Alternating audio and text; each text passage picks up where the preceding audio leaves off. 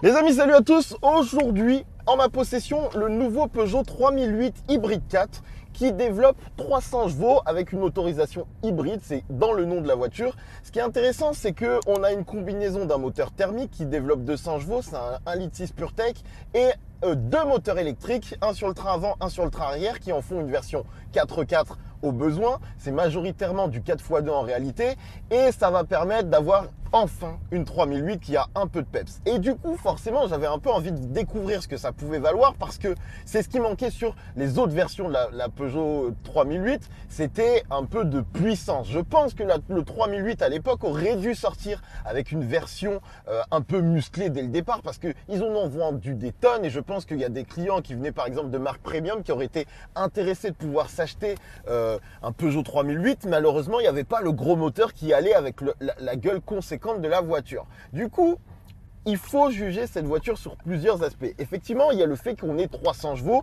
mais en réalité, il faut prendre en compte que c'est un véhicule hybride. Donc, mon expérience était un peu de savoir quel était l'apport de cette hybridation, parce que qui dit hybridation dit prise de masse, parce que tu as les batteries de tes moteurs électriques qui doivent venir s'installer dans la voiture, et forcément, déjà, il faut les placer quelque part, et ça rajoute de la masse. En l'occurrence, sur cette version 3008 hybride, on prend 345 kg. Donc, sur le papier, ça fait un peu flipper. Tu te dis quoi? Je vais devoir tracter plus de quasiment 350 kg en plus. C'est énorme. La bonne nouvelle que je peux vous dire, c'est déjà que c'est bien fait. Dans le sens où c'est plus lourd. Clairement, c'est plus lourd. Là-dessus, il n'y a pas de secret. C'est un véhicule qui est plus lourd et ça se sent un petit peu. Mais tu n'as pas non plus l'impression de traîner un tank. Et surtout, on sent bien l'apport des 300 chevaux. Ils sont là. Clairement, pour te dire, j'ai été un peu bluffé. Tu mets gaz.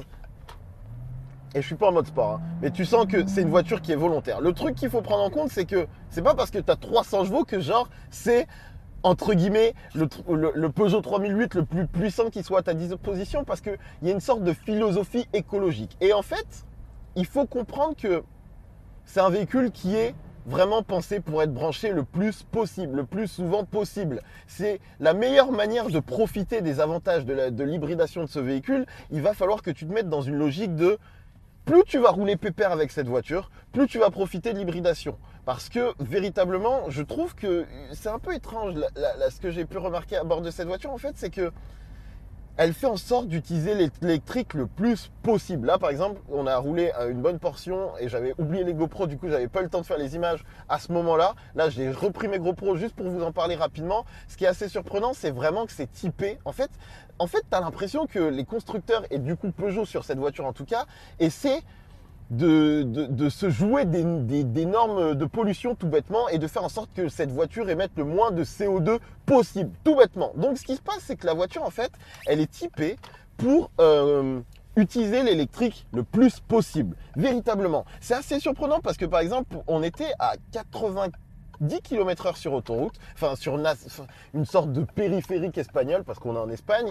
Et ce qui m'a un peu surpris, c'est de voir que la voiture continue à rouler en électrique parce que à ce moment-là, utilise un peu de moteur thermique pour créer la combinaison la plus optimale. À ce moment-là, j'ai pas besoin d'être en full électrique. Quand je suis en ville, effectivement, être en électrique, c'est cool. Mais quand je suis dans certaines situations où j'ai pas besoin d'être tout le temps en électrique. Donc, en termes d'autonomie, c'est assez difficile de vous donner des vrais chiffres parce que on est là en train de tester, on est là aussi en train d'essayer de faire des images, on est plusieurs par voiture, etc. Mais ce que j'ai pu remarquer, c'est que la voiture utilise autant que possible l'électrique, plutôt que de faire une combinaison optimale, à mon sens, thermique. Et le problème qu'on a, c'est que dès que tu commences à utiliser le thermique, en manière conséquente, donc tu es content parce que tu as 300 chevaux, tu commences un peu à utiliser le thermique en roulant fort, et ben tout de suite ta consommation elle monte quand même pas mal. Elle monte quand même pas mal. Donc il faut bien se mettre en tête que c'est pas parce que tu as 300 chevaux que ça va être intéressant pour quelqu'un qui aimait bien la gueule du 3008 et qui voulait de la puissance. Non, c'est pas l'intérêt. Ça va être intéressant pour les gens qui veulent entre guillemets profiter de la solution électrique avec un backup thermique qui va permettre notamment d'avoir une voiture qui au besoin peut avoir pas mal de gouache et en même temps, va avoir un backup thermique moteur. C'est-à-dire que tu sais que tu n'auras jamais la problématique, entre guillemets, d'être sans batterie et coincé parce que tu n'as pas d'endroit pour charger ta voiture. Tu auras toujours ton backup de moteur thermique. Ce que je peux noter par contre et qui a vraiment été intéressant sur cette expérience avec le 3008 Hybrid 4, qui clairement fait partie des véhicules que tu ne testes pas sur quelques kilomètres, faut rouler avec, faut rouler pour se faire une vraie expérience, pour comprendre comment ça fonctionne et en profiter pleinement et vous faire un retour complet. Mais ce que j'ai pu constater, c'est que, comment je peux dire ça ? C'est que c'est très agréable. En fait, l'apport de confort qui est donné au 3008 Hybrid 4 avec cette solution hybride, c'est une expérience de conduite qui est assez cool parce que la voiture est extrêmement silencieuse. Malgré le gain de poids, ça pousse pas mal. Le petit problème que j'ai trouvé avec ces 300 chevaux, c'est tu prends 300 chevaux, donc d'une certaine manière, tu es contente. Et quand tu roules fort, pas fort, mais quand tu utilises tes 300 chevaux, ils sont bien présents. Par contre, tu as une voiture qui est un peu plus lourde. Donc forcément, même si le comportement dynamique est plutôt bon, bah, c'est pas royal. Le freinage, je suis pas sûr qu'il ait été changé par rapport à une version classique. Du coup, tu sens que c'est pas non plus fait pour ça. Donc, il faut se mettre en tête que tu as 300 chevaux, mais qui ne sont pas forcément extrêmement utiles. On a également 4 roues motrices. Alors, dans les conditions de cet essai, je ne vais pas vous mentir, l'apport n'a pas été spécifique. Ce qui est marrant, c'est que comme tu as un moteur à l'arrière, par exemple, quand tu démarres en full électrique, tu es en mode propulsion. Après, c'est quand même bien bridé. Donc, forcément, ne vous attendez pas à faire des gros drifts en 3008. Ce n'est pas l'idée. C'est vraiment une voiture qui va vous demander une philosophie très particulière. Mais ce que moi, j'ai pu noter, c'est que qu'est-ce que c'est agréable de rouler avec ça, parce que même là, tu vois, j'ai encore mon moteur thermique qui a d'ailleurs recharge un petit peu mes batteries de ce que je peux voir. Et ce que j'ai apprécié dans cette expérience, et comprenez bien, et j'en suis désolé que c'est un retour rapide, c'est vraiment le confort de conduite qu'on peut avoir avec cette voiture. Ce qui est dommage, c'est que la boîte soit pas plus réactive. Elle aurait besoin de ça pour que tu profites un peu plus de, du punch en plus que t'offre 300 chevaux. Mais le silence quand tu es en électrique, la manière d'attaquer la route, entre guillemets, change complètement. C'est une voiture qui est apaisante. C'est une voiture qui offre une expérience de conduite un peu différente et qui va bien au 3008. Pour le coup, c'est une philosophie qui est assez cool, même si j'ai l'impression que c'est vraiment une solution hybride qui va dans le sens de il faut qu'on y mette le moins de CO2 possible plutôt que de faire une combinaison hybride parfaite, optimale, où tu utilises aussi ton moteur thermique en disant je vais émettre un petit peu de CO2, mais mon but ça va être de créer la symbiose la plus optimale entre thermique et électrique. Là j'ai l'impression que tout est voué à l'électrique et c'est un peu ça. J'ai un peu l'impression d'avoir une voiture électrique avec en option un moteur thermique plutôt que une voiture hybride avec un moteur thermique et un moteur électrique qui marchent en cohésion ensemble pour offrir la meilleure performance, peut-être du coup des consommations un peu plus basses dans toutes les situations, plutôt que là, dès que je commence à performer un peu, bah, tu vois que ta conso elle monte haut. Et là par exemple, c'est assez étrange, mais l'expérience en elle-même est quand même assez cool. Franchement, j'ai bien aimé ce qui s'est passé. C'est pour le coup, ouais, il faudrait que je passe un peu plus de temps avec cette voiture, mais voilà ce que je pouvais vous en dire, c'est pas si mal. Est-ce qu'il va me laisser passer? Je sais pas. Voilà, je voulais juste vous faire un retour rapide. Je suis désolé de...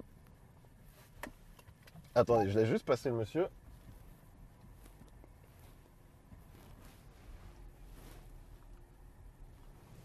Il faut que j'aille rendre la voiture comme d'habitude, hein, toujours. Les petits soucis des essais qui vont trop vite. Mais c'est amusant. Franchement, ouais, ça gouache quand même. Ça gouache pas mal. Il faut que je retrouve l'hôtel. Ça doit être par là, je crois. Attendez. Si je me mets en mode sport... Ouais. Par contre, c'est vraiment ça qui est assez amusant, c'est d'avoir 300 chevaux sur un Peugeot 3008. Ça, c'est quelque chose qui fait du bien. Pour le coup, c'est vraiment quelque chose qui manquait à Peugeot. Ouais. Ça envoie pas mal. Hein. Ça, c'est assez chaud. C'est assez chaud. Ça envoie pas mal. Par contre, je suis perdu. Ouais. Il faut que je retrouve comment je vais au parking de l'hôtel. Mais c'est cool quand même. J'avoue que Malheureusement, le problème, c'est que si vous roulez en profitant vraiment des watts que peuvent offrir la voiture, vous ne serez pas dans une consommation intelligente. Et du coup, ça tue un peu l'intérêt d'avoir un véhicule hybride. Mais c'est quand même cool. Et là, tu vois que le cockpit du 3008, la manière dont cette voiture est dessinée, la prestance qu'elle peut avoir, aurait dû faire qu'il lui offre un gros moteur. Un moteur, vous saviez, à l'époque, vous aviez le PureTech 270, même une version à 250, mais un truc avec du répondant. Si possible, une boîte également pleine de vivacité, je suis désolé, je cherche mes mots. Et ça aurait été la bonne solution pour ce 3008, ce qui, pour le moment, n'est pas le cas et c'est un petit peu dommage. Bref, les amis, je vais rendre la voiture. Désolé pour ce retour un peu rapide, mais on fait comme on peut avec les moyens du bord.